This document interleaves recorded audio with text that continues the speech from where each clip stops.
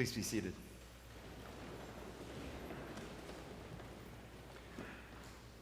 The title of my message this morning is The Spiritual Encounter, taken from the Hebrew Scriptures, reading this morning from Exodus, and the verse that reads, "The angel of the Lord appeared to him in a flame of fire out of a bush."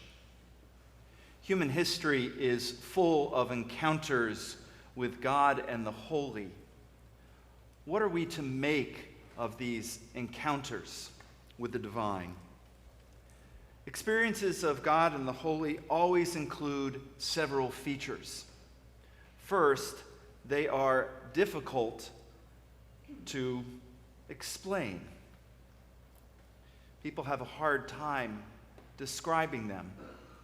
One woman who wrote a book about her experience spent the entire book writing about her life leading up to that moment. She even describes in great detail what happened the night before and the morning. And then she gets to the moment when her encounter with the divine happens, and she can barely put it into words. She vaguely stated that she felt a connection with something greater. She could not, however, describe exactly what it was about that sunrise that she saw that was so different from a billion other sunrises. Spiritual encounters are difficult to put into words. They are also short-lived. A woman told me about an experience she had while watching her children play in the ocean. It lasted only moments. Some experiences last longer, but typically no more than a minute or two. They also involve a kind of passivity. We cannot make spiritual encounters happen. They happen to us. We cannot predict when these experiences may occur. One person I know was standing outside on a summer evening, quietly listening to the crickets in the woods, when he heard a voice speak to him. He turned around, looked, there was no voice there, there was no one there. But it happened. It just happened. In spite of their inevitability, brevity, and passivity, these experiences include a sense of knowing. People are convinced they happened, they are real, they exist, they are authentic, and they produce a way of looking at the world or giving new purpose to life. We can see each of these features in Moses' encounter at the burning bush. What happened was not described all that well. Moses was tending sheep.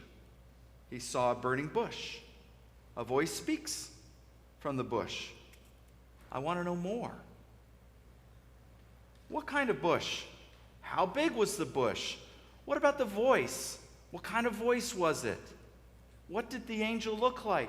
How did the angel switch from the angel to God? We don't know. Doesn't explain. His encounter was also brief. It lasted only a few minutes. It didn't last all night. It didn't last for day after day. It didn't even last an hour. A couple minutes, maybe. Moses didn't seek it out either. Moses had a comfortable life. He was married and had a couple of children. All Moses was concerned with was his happy life in Midian. The story gives us no indication that he was in some sort of spiritual crisis. Moses really did not concern himself about God either. We don't hear him praying. We don't hear him lamenting about his days in Egypt. Moses is out tending the sheep. The angel of the Lord came to him. God drew Moses to him. God acted, not Moses. Moses was passive. He was, however, convinced it happened. His description was matter of fact. He believed it was real and authentic. He learned from it as well, which is the most important part. Moses' spiritual encounter changes his mindset. Without it, he would never have left Midian. He would have remained a shepherd, maybe becoming a Midian priest like his father-in-law. But he would not have returned to Egypt. The burning bush encounter sent him back to Egypt. Because of his encounter, he became the leader of the Israelites. Spiritual encounters like the one Moses had are not rare. Similar stories fill the Bible. Here's something else that's interesting.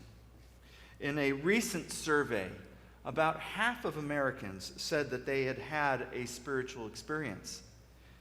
Many of you may have already had such an experience. If not, know this. Researchers have also discovered that regular practice of prayer and spiritual devotions seem to increase the likelihood that these may happen. They don't predict when or how and in what context, but just that those who pray more frequently, those who have more spiritual practices, seem to have these experiences more often. In light of the common elements of these spiritual encounters and the change they may cause in people, what should we do? Well, here's where Moses is a model for us. Moses went into action. He left Midian and headed to Egypt. His divine encounter sent him into action. Spiritual encounters cause spiritual growth. They send people into new directions. They make life more rich and meaningful. Notice, too, that God built on Moses' past instead of ignoring it. God worked within Moses' life experiences. If God didn't care about his past, he would have had Moses simply stay in Midian. But Moses returned to Egypt, the place where he had killed someone.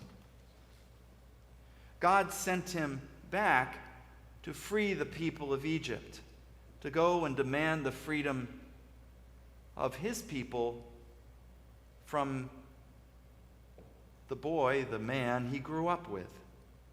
If God can work with Moses to build on his past, then he can do the same with us.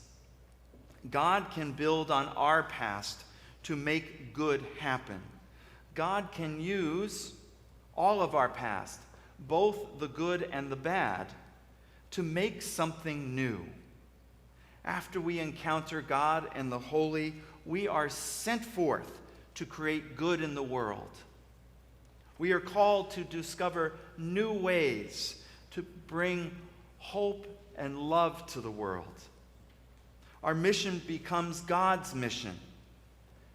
And with God's help, we can do anything.